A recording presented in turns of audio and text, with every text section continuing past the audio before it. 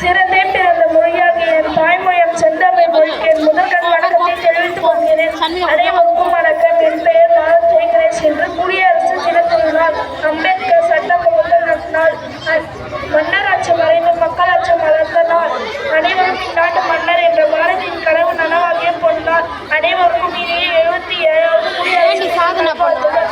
1950ஆம் ஆண்டு ஜனவரி 26ஆம் தேதி இந்தியா உலகின் மிகப்பெரிய அரசியலமைப்பு சட்டம் கொண்ட ஜனநாயக நாடாக அறிவிக்கப்பட்டது. அன்று முதல் ஆண்டுதோறும் ஜனவரி 26ஆம் தேதி குடியரசு தினமாக கொண்டாடப்பட்டு வருகிறது.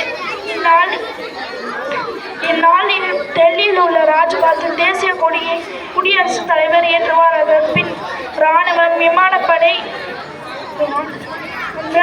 கடற்படை எனவும் படைகளின் பாரம்பரிய அணிவகுப்பு நிகழ்ச்சிகள் நடைபெறும். இந்நாளில் பள்ளிகள், கல்லூரிகள் மற்றும் அரசு அலுவலகங்கள்